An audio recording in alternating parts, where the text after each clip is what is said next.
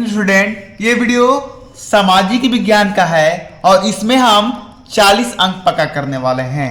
हमने part 1 video में 30 अंक पक्का कर दिया था और इस वीडियो में हम 40 अंक पक्का करने वाले हैं। टोटल 70 अंक हमारा पक्का हो जाने वाला है। इसी बात पर चैनल को सब्सक्राइब और वीडियो को लाइक जरूर करें, ठीक है। देखिए, आपके बोर्ड एग्जाम में मैंने पहले ही पार्ट 1 में बता दिया है कि 4 प्रश्न पूछे जाते हैं, 4 तरीका से प्रश्न पूछे जाते हैं। एक बहुविकल्पीय प्रश्न, अर्थात जिसे आप इंग्लिश में ऑब्जेक्टिव क्वेश्चन बोलते हो।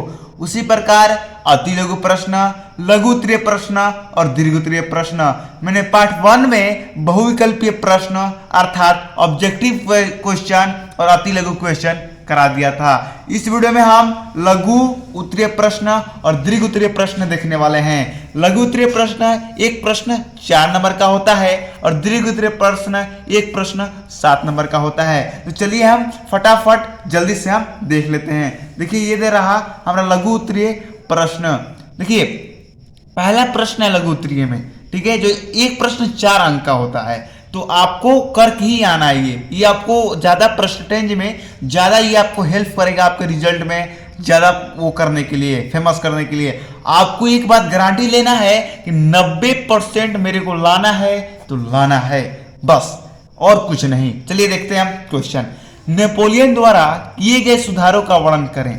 तो आप आंसर लिखिएगा, नेपोलियन निम्नलिखित सुधार की थी। पहला, शासन सुधार। नेपोलियन की शासन व्यवस्था कार्य क्षमता पर आधारित है। कोई भी शासन कार्य क्षमता पर ही आधारित रहता है। जब तक वो कार्य नहीं करेगा तब तक वो आगे नहीं बढ़ सकता है। चलिए, इसका आंसर और है, उसे भी हम देख लेते हैं। ये रहा नेपोलियन के कुछ और सुधार। शिक्षा सुधार दूसरा, नेपोलियन ने कई विद्यालय का निर्माण कराया तथा बैंक की स्थापना कराई।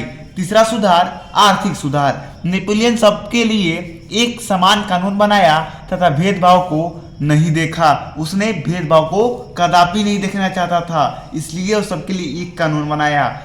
4 नंबर है धार्मिक सुधार। नेपोलियन सभी धर्म के लोगों को एक ही दर्जा दिया था। सबके लिए कानून बराबर था। अगर गरीब टैक्स भरेगा तो अमीर भी टैक्स भरेगा।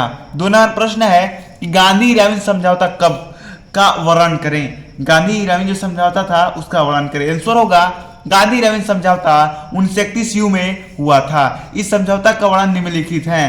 पहला, सविनय अवज्ञा आंदोलन का स्थगित कर दिया जाए। दूसरा, शराब तथा दुकानों पर धरना देने वाले को गिरफ्तार नहीं किया जाए।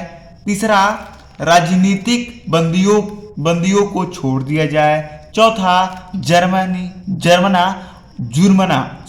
जुर्माना वसूल नहीं किया जाए। चलिए हम 3 नंबर प्रश्न देख लेते हैं फटाफट।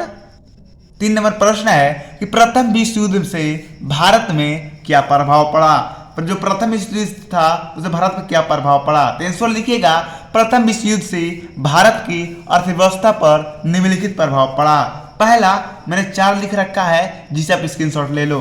पहला, इस युद्ध से एक नई राजनीतिक उत्पन्न हुई। दूसरा, 1914 से 1918 के बीच वस्तुओं का मूल्य असमान छूने लगा, यानी कि महंगा हो गया।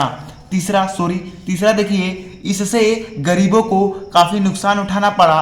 कई जगह फसल भी बर्बाद हो गए थे। चौथा, गांव में जबरन सेना में भर्ती किया गया था। इतना आंसर लिख देना, आपको 4 अंक मिल जाएगा। चलिए 4 नंबर क्वेश्चन देख लेते हैं। क्वेश्चन है कि बहुउद्देशीय नदी घाटी परियोजना के 3 उद्देश्य लिखिए। आंसर में आप लिखिएगा, 3 आपको लिखना है, तो मैंने 3 यहाँ पर लिख रखा है। पहले लिखिएगा, बाढ़ नियंत्रण। ये परियोजना से जल को इकट्ठा कर बाढ़ का नियंत्रण किया जाता है।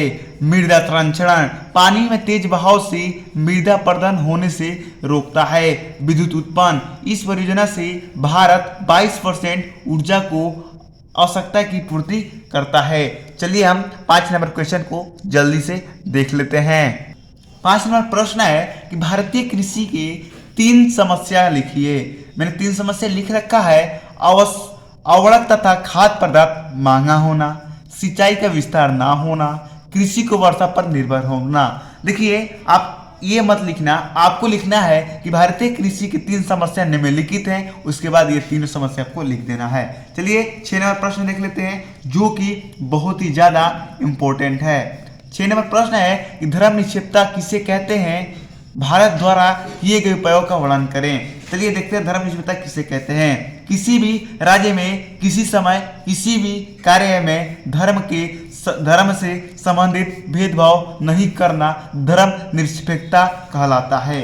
भारत के इसके उपाय निम्नलिखित हैं।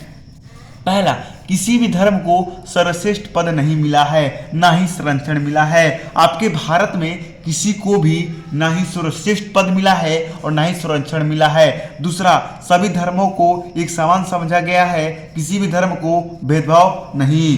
धर्म के भेदभाव होने पर दखल भी देने का अधिकार है। यदि आपको भी धर्म के नाम पर लूटा जा रहा है तो आप भी दखल दे सकते हो। चलिए हम दीर्घ उत्तरीय प्रश्न देख लेते हैं। ये देखिए दीर्घ उत्तरीय प्रश्न, पहला प्रश्न है जो आपके प्रश्न में 1 प्रश्न 7 नंबर का आता है। उपभोक्ताओं के बाजार में किस प्रकार शोषण होता है। आप आंसर लिखिएगा इस प्रकार, उपभोक्ताओं के बाजार में निम्नलिखित प्रकार के शोषण होते हैं। पहला, घटिया सामान, दूसरा कम सामान। आप स्क्रीनशॉट लेते चलिए क्योंकि ज्यादा आपके पास समय नहीं है।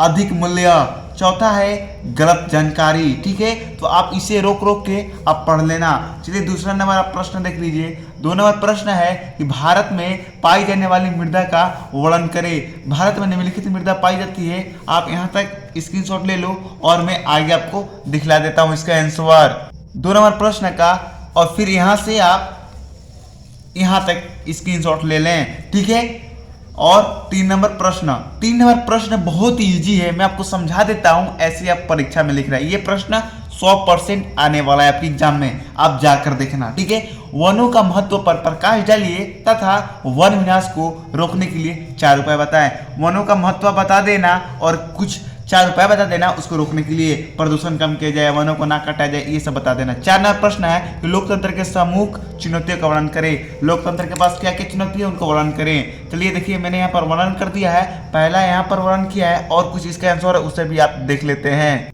तो उसका पूरा आंसर यहाँ पर है, यहाँ तक आप हो गया। देखिए मैंने 6 लघु उत्तरीय और 4 दीर्घ उत्तरीय प्रश्न कराया है जो आपको 40 अंक दे के ही जाएगा। तो इसी बात पर चैनल को सब्सक्राइब और वीडियो को लाइक करना ना भूले। तब तक मिलते हैं अगली वीडियो में हिंदी का वीडियो लेके। जय हिंद, जय भारत।